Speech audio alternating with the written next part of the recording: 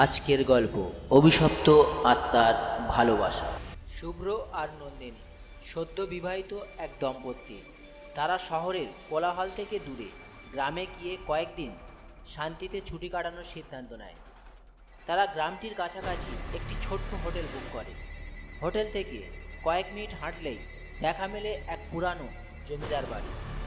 এই বাড়ি আর তার গল্প শুনে নন্দিনীর মনে হয় জায়গাটা ঘুরে দেখা উচিত।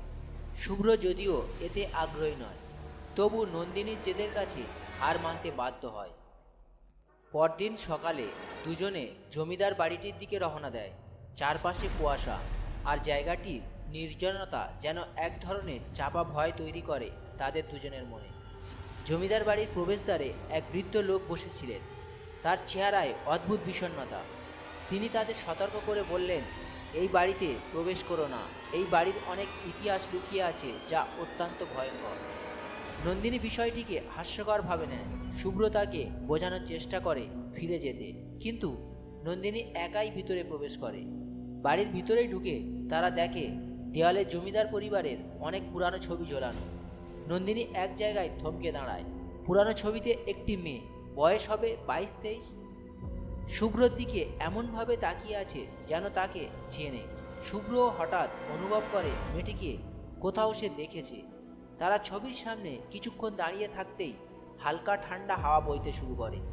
নন্দিনী বলে, এটা কি মনে হচ্ছে না কেউ ফিসফিস করে কিছু বলছে? শুভ্র নন্দিনীর কথায় বিরক্ত হয়, কিন্তু ঠিক তখনই দরজা খুলতেই দুজনে এক রহস্যময় কক্ষে প্রবেশ করে। কক্ষের মাঝখানে রাখা একটি পুরানো কাঠের দোলনা। দোলনার পাশেই রয়েছে এক জোড়া লাল চুড়ি। নন্দিনী লাল চুড়ির উপর হাত বাড়াতেই দোলনা আপনা আপনি দুলতে শুরু করে। শুভ্র চিৎকার করে তাকে সরিয়ে নেয়। হঠাৎ ঠিক তখনই একটি মেয়ের কণ্ঠ শোনা যায়, আমার চুড়ি ফিরিয়ে দাও।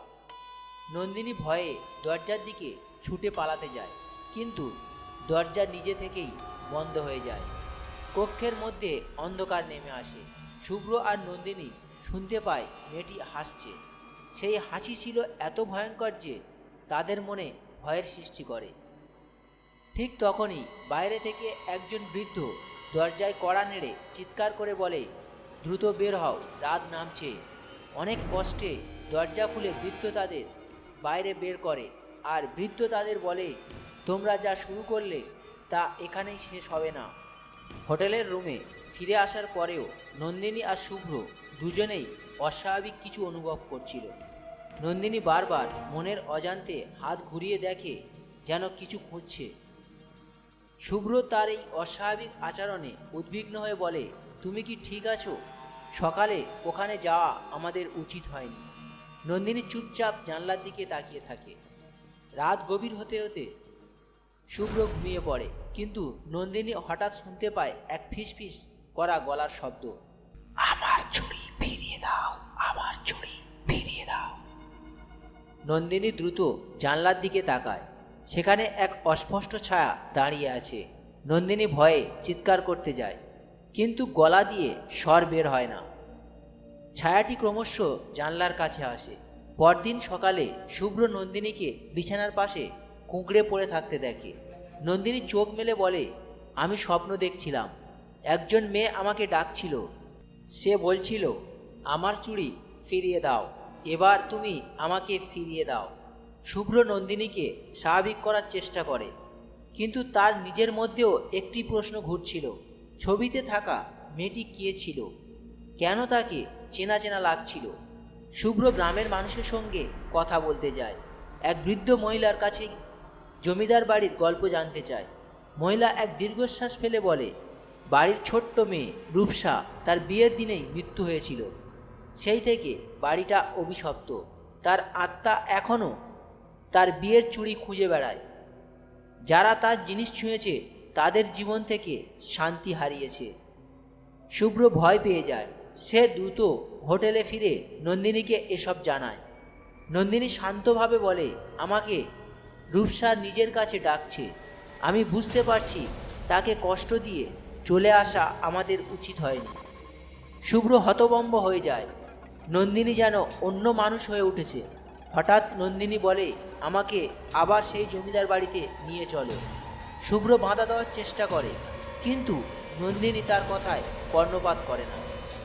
বিকেলে দুজন আবার সেই জমিদার বাড়িতে ফিরে যায়। সন্ধ্যা নামছে। এবার বাড়ির ভিতরে ঢুকতেই চারিদিকে শীতল বাতাস বয়ে যেতে শুরু করে। নন্দিনী আবার সেই কক্ষের দিকে যায়। কক্ষের দরজা খুলতেই দেখা যায় লাল চুড়ি দোলনা সেখানে নেই। শুভ্র চমকে উঠে বলে, এটা তো এখানেই ছিল। ঠিক তখনই দেয়ালের ছবির মেয়েটির ঠোঁটে অদ্ভুত এক মৃদু হাসি ফুটে ওঠে। নন্দিনী নিজের হাতে হঠাৎ লাল চুড়ি পরে থাকতে দেখে। চিৎকার করে বলে, এটা আমার হাতে কিভাবে এলো? এক ভয়ঙ্কর ঝোড়ো বাতাস কক্ষটিকে আচ্ছন্ন করে ফেলে। বাতাসের মধ্যে এক নারীর ছায়া স্পষ্ট হতে থাকে। সেই নারীর গলায় শোনা যায়, তোমরা চলে যেতে পারবে না। আমি আমার চুড়ি পেয়েছি, কিন্তু আমি আরও কিছু চাই। শুভ্র আর নন্দিনী কক্ষ থেকে পালানোর চেষ্টা করে, কিন্তু দরজা আবার বন্ধ হয়ে যায়। রূপসার ছায়া ধীরে ধীরে নন্দিনীর দিকে এগিয়ে আসে। শুভ্র চিৎকার করে, তোমার কি চাই?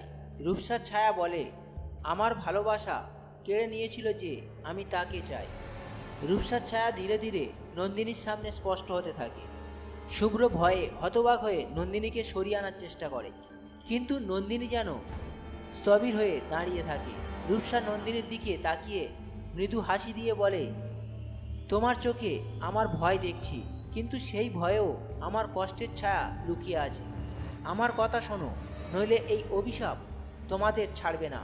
শুভ্র বলে, তুমি কি চাও? আমাদের দোষ কি? রূপসা দীর্ঘশ্বাস ফেলে বলে, আমি চাই আমার কাহিনী শোনো। আমার কষ্ট কেউ বোঝেনি, আর যারা আমাকে ভুল বুঝেছে তারা তাদের শাস্তি পেয়েছে। এখন তোমরা এসেছো, তোমাদের কাছে আমার সত্যি তুলে ধরব। রূপসা ছিল জমিদার পরিবারের এক কনিষ্ঠ মেয়ে। তার সৌন্দর্য আর সরলতা গ্রামে বিখ্যাত ছিল, কিন্তু তার জীবনে ভালোবাসা এসেছিল লুকিয়ে এক সাধারণ চাকর দীপকের মধ্যে। জমিদারের পরিবারের মেয়ে আর চাকরের প্রেম সমাজের চোখে এটি ছিল মহাপাপ। জমিদার পরিবারের চাপে রূপসাকে এক ধনী জমিদারের সঙ্গে বিয়ে করতে বাধ্য করা হয়, কিন্তু দীপক সেই দিনই রূপসার সঙ্গে পালানোর সিদ্ধান্ত নেয়। তারা রাতের অন্ধকারে পালানোর চেষ্টা করে, কিন্তু জমিদার পরিবার তা জানতে পেরে দীপক ও রূপসাকে ধরে ফেলে এবং দীপককে সেখানেই হত্যা করে। রূপসার বিয়ের চুড়ি তখন তার নিজের হাতে থাকলেও তার ভালোবাসা তার হাত থেকে ফসকে যায়। সেই রাতেই সে বিষকে আত্মহত্যা করে। মৃত্যুর আগে রূপসা অভিশাপ দিয়ে যায়, যারা তার ভালোবাসাকে তুচ্ছ করেছে তারা শান্তি পাবে না। আমি ফিরে আসব আমার চুড়ি আর আমার ভালোবাসার জন্য। শুভ্র রূপসাকে বলে, তাহলে এখন তুমি আমাদের কেন টার্গেট করছো? আমরা তো তোমার কিছুই করিনি। রূপসার হাসি ঠোঁটে জমে যায়। সে বলে, তুমি জানো না শুভ্র, তোমার চোখে দীপককে দেখছি। দীপক আমাকে প্রতিশ্রুতি দিয়েছিল সে একদিন আমার কাছে ফিরবে। তোমার শরীরের ভিতরে আমার দীপকের আত্মা ফিরে এসেছে। শুভ্র অবাক হয়ে বলে, এটা অসম্ভব। রূপসা হেসে বলে, এটা সত্যি, তা তুমি বুঝবে। দীপকের মতোই তুমি আমার চুড়ি ছুঁয়েছ, এখন তুমি আমার হতে বাধ্য। নন্দিনী সব শুনে কাঁদতে শুরু করে। সে চিৎকার করে বলে, না না, শুভ্র শুধু আমার, তুমি তাকে কিছুই করতে পারবে না। রূপসা তার দিকে তাকিয়ে বলে, তুমি কি জানো দীপকের কারণে আমার জীবন শেষ হয়ে গেছে? এখন শুভ্রকে না পেলে আমি তোমাদেরকেও শান্তিতে থাকতে দেব না। হঠাৎ ঘরের বাতাস ভারী হয়ে ওঠে। রূপসার ছায়া শুভ্রর দিকে এগিয়ে যায়। শুভ্র অজ্ঞান হয়ে মাটিতে পড়ে যায়। রূপসা তার কপালে হাত রেখে বলে, তোমার ভিতরে দীপক আছে, আমি তাকে ফিরিয়ে আনব। নন্দিনী চিৎকার করে শুভ্রকে জড়িয়ে ধরে। ঠিক তখনই বাইরে ঝোড়ো বাতাস আর বজ্রপাত শুরু হয়। রূপসা বলে, আমার ভালোবাসা আমি ফিরে পাবো, তুমি আমাকে থামাতে পারবে না। নন্দিনী হতবুদ্ধি হয়ে বলে, আমাকে যা করতে হয় করো, কিন্তু শুভ্রকে ছেড়ে দাও। রূপসা মৃদু হাসি দিয়ে বলে, তাহলে তুমি আমাকে রূপসার জীবন ফিরিয়ে দাও। তুমি কি সেটা পারবে? রূপসার দাবি শুনে নন্দিনী বিভ্রান্ত। রূপসা যা চায় তা কিভাবে সম্ভব? শুভ্র মাটিতে অজ্ঞান হয়ে পড়ে আছে, আর রূপসার ছায়া যেন ধীরে ধীরে আরো শক্তিশালী হয়ে উঠছে। নন্দিনী ভীতি হলেও দৃঢ়ভাবে বলে, আমি তোমার কষ্ট বুঝতে পারি, কিন্তু তোমার অভিশাপে অন্যদের জীবন ধ্বংস হতে দিও না। আমি তোমাকে শান্তি এনে দেব, কিন্তু শুভ্রকে তোমায় ছাড়তে হবে। রূপসা মৃদু হাসি দিয়ে বলে, তোমার কাছে এক রাত সময় আছে। যদি তুমি আমাকে শান্তি দিতে না পারো, শুভ্রকে আমি আমার সঙ্গে নিয়ে যাব। বাতাসের গর্জনের সঙ্গে সঙ্গে রূপসার ছায়া মিলিয়ে যায়। ঘরটি আবার নিস্তব্ধ হয়ে যায়। শুভ্র ধীরে ধীরে জ্ঞান ফিরে পায়। সে বলে, নন্দিনী, আমাকে বাঁচাও, আমি তোমার সঙ্গে থাকতে চাই। নন্দিনী গ্রামের পুরোহিতের কাছে সাহায্য চাইতে যায়। পুরোহিত তার কথা শুনে বলে, রূপসার অভিশাপ সরানো সহজ নয়। সে যে কষ্ট সহ্য করেছে তা তাকে দুনিয়ার সঙ্গে বেঁধে রেখেছে। তার আত্মাকে মুক্ত করতে হলে তার অতীত ইচ্ছা পূরণ করতে হবে। নন্দিনী জিজ্ঞেস করে, কি ইচ্ছা? পুরোহিত বলেন, রূপসার একমাত্র ইচ্ছা ছিল দীপকের সঙ্গে পুনর্মিলন, কিন্তু দীপক তো মৃত। তার আত্মাকে ডাকতে হবে আর তাদের দুজনের মিলন ঘটাতে হবে। তবে এই প্রক্রিয়া ঝুঁকিপূর্ণ। রূপসা শান্তি না পেলে সে তোমাদের জীবন শেষ করে দেবে। পুরোহিত নন্দিনীকে পরামর্শ দেন, আজ মধ্যরাতে জমিদার বাড়ির ভিতরে দীপকের আত্মাকে ডাকতে হবে। তোমার সাহস আর বিশ্বাসেই একমাত্র রূপসার আত্মাকে মুক্তি দিতে পারবে। কিন্তু মনে রেখো, শুভ্রকে সুরক্ষিত রাখতে হবে। সে রূপসার ক্রোধের মূল লক্ষ্য। নন্দিনী সিদ্ধান্ত নেয় সে এই ঝুঁকি নেবে। মধ্যরাতে নন্দিনী আর শুভ্র আবার জমিদার বাড়িতে ফিরে যায়। পুরোহিতও তাদের সঙ্গে যান। পুরোহিত একটি পূজা শুরু করেন দীপকের আত্মাকে ডাকার জন্য। ঘরের বাতাস ক্রমশ ভারী হয়ে ওঠে। আশপাশে অদ্ভুত শব্দ ভেসে আসে, যেন কেউ তাদের চারপাশে ঘুরে বেড়াচ্ছে। পুরোহিত বলেন, দীপক, যদি তুমি শুনতে পাও তাহলে তোমার রূপসার কাছে ফিরে এসো। হঠাৎ বাতাস থেমে যায়। কক্ষের মাঝখানে এক আবছা ছায়া ফুটে ওঠে। শুভ্র আতঙ্কে বলে, এই ছায়া আমাকে টানছে। ছায়াটি ধীরে ধীরে দীপকের রূপ নেয়। দীপক রূপসার নাম ধরে ডাকতে থাকে, আর ঠিক তখনই রূপসার ছায়া আবার দেখা যায়। রূপসার চোখে কষ্ট আর ক্রোধ একসঙ্গে ভাসছে। দীপক বলে, রূপসা, আমি তোমাকে ছাড়তে চাইনি। আমার মৃত্যু আমাদের আলাদা করেছে, কিন্তু আমি এখনো তোমার অপেক্ষায় আছি। রূপসার চোখ দিয়ে অশ্রু গড়িয়ে পড়ে। সে কাঁপা কাঁপা গলায় বলে, তুমি আমায় ফেলে চলে গিয়েছিলে, আমি একা হয়ে গিয়েছিলাম। তোমার জন্য আমার জীবন শেষ হয়ে গিয়েছিল।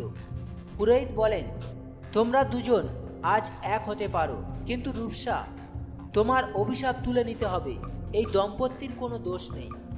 দীপক রূপসার দিকে হাত বাড়িয়ে বলে, আমরা একসঙ্গে চলে যেতে পারি। তোমার ক্রোধ আর কষ্ট ছেড়ে দাও। রূপসার চোখে দোটানা দেখা যায়। সে নন্দিনীর দিকে তাকিয়ে বলে, তোমার ভালোবাসার গভীরতা আমাকে বদলে দিয়েছে। আমি মুক্তি চাই। রূপসা দীপকের হাতে হাত রেখে বলে, তোমাদের ভালোবাসার জন্য আমি অভিশাপ তুলে নিলাম। রূপসা আর দীপকের ছায়া ধীরে ধীরে মিলিয়ে যায়। শুভ্র মুক্তির আনন্দে নন্দিনীকে জড়িয়ে ধরে, কিন্তু পুরোহিত সতর্ক করে বলেন, যদিও তারা শান্তি পেয়েছে, কিন্তু জমিদার বাড়ির অভিশাপ এখনো পুরোপুরি মোছেনি। তোমরা এখানে আর কখনো ফিরে এসো না। রূপসা আর দীপকের ছায়া মিলিয়ে যাওয়ার পর ঘরটি যেন হালকা হয়ে যায়। দীর্ঘদিনের ভার যেন এক মুহূর্তে মুছে যায়। শুভ্র ও নন্দিনী নিজেদের সুরক্ষিত মনে করে, কিন্তু পুরোহিত তাদের সাবধান করেন, যদিও রূপসার আত্মা শান্তি পেয়েছে, জমিদার বাড়ির অভিশাপ পুরোপুরি শেষ হয়নি। এখানে আরও কিছু অশুভ শক্তি লুকিয়ে আছে। তোমরা তাড়াতাড়ি এই জায়গা ছেড়ে দাও। শুভ্র ও নন্দিনী সিদ্ধান্ত নেয়, ভোর হতেই তারা এই গ্রাম ছেড়ে চলে যাবে। হোটেলে ফিরে নন্দিনী শুভ্রকে বলে, সব ঠিক হয়ে গেছে, তাই না? এখন আর কোনো ভয় নেই। শুভ্র মাথা নাড়ে। কিন্তু তার মনে কোথাও এক অদ্ভুত অস্বস্তি কাজ করছিল। রাত গভীর হতে শুরু করে। হঠাৎ নন্দিনী তার স্বপ্নে আবার রূপসার গলা শুনতে পায়। তোমার ভালোবাসা শক্তিশালী, কিন্তু অভিশাপ এখনো শেষ হয়নি। জমিদার বাড়ি এখনো তার ইতিহাস বয়ে বেড়াচ্ছে। নন্দিনী চমকে ওঠে, ঘুম থেকে জেগে যায়। সে শুভ্রকে জাগিয়ে সব বলে। শুভ্র বলে, এটা হয়তো তোমার কল্পনা। আমরা কাল সকালে এখান থেকে চলে যাব, সব ঠিক হয়ে যাবে। গল্পটি আপনাদের কেমন লাগলো তা অবশ্যই কমেন্ট করে জানাবেন। সেই সঙ্গে এই রকম ভয়ঙ্কর ভৌতিক গল্প দেখার জন্য চ্যানেলে নতুন হলে চ্যানেলটি অবশ্যই সাবস্ক্রাইব করবেন আর পাশে থাকবেন।